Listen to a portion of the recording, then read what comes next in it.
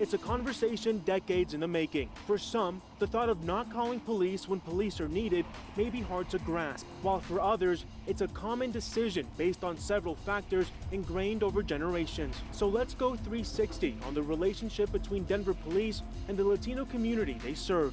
One mother who lost her son after he was shot and killed by Denver police officers views his death as unnecessary and irresponsible.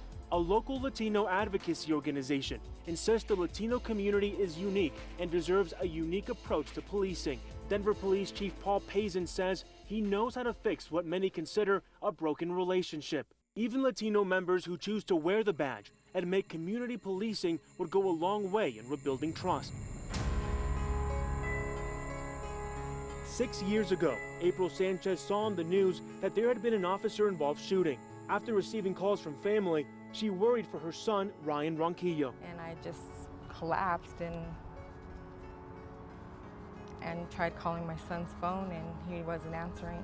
Ryan was driving in a stolen car and was on his way to a funeral.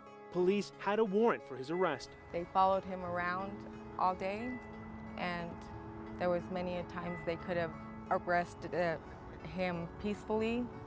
They saw him pulled over on the side of the road. They saw him going to 7-Eleven, come back out with a pop. Denver police decided to close in on Ryan while he was in a parking lot. His mother says he was beaten by officers before being able to surrender. When Ryan tried to flee, officers say they could have been hit and made the decision to fire into the car. The shooting was later deemed justified. His family was left to bury him, and we'll never forget what they did. The death of her son at the hands of those sworn to protect only increased her distrust in law enforcement and their relationship with the Latino community. They go around and stop young kids, and they just harass them. Kills me every day. For the Colorado Latino Leadership Advocacy and Research Organization, or CLARO, it's distrust that leads many Latinos to avoid the numbers 911. It's risky if you're not sure what they're going to do when they get there.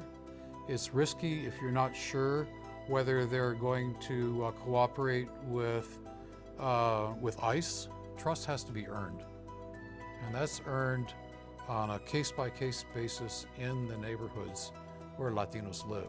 Cortez suggests police take a different approach and customize their enforcement based on the specific services neighborhoods need. If the agenda of the police in each neighborhood is set by talking to folks in the neighborhood, I think that could go a long way toward earning the trust. Denver Police Chief Paul Pazin knows there's a lot of work to do. We need to redouble our efforts, not only with the Latino community, but with all of our community. One of the ways is by increasing the diversity within the police department itself. The most recent graduating class of officers was 36% Latino. We must have a police department that represents the community that we serve. And myself, as a Latino that grew up in North Denver to a single parent and graduated from North High School, I still use that as my lens, as my perspective on how we can help people of color and ensure that we have a diverse representation within the police department. On the shooting of Ryan Ronquillo, Chief Pazin says his death did result in policy changes. Since then, we have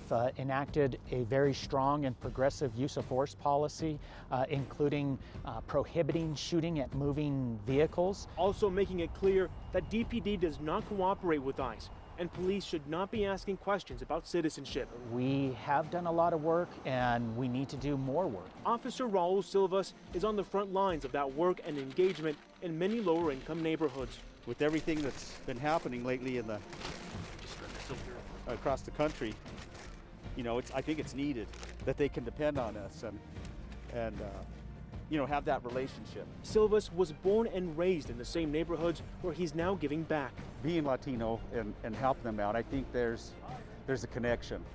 And one of the things is, I grew up in Southwest. I grew up here, and being able to relate and have the same commonalities growing up, I think that helps. As Denver police engage in tough conversations about race relations, there is hope and, yes, hesitancy that change is on the way. Ivan Rodriguez, Denver 7.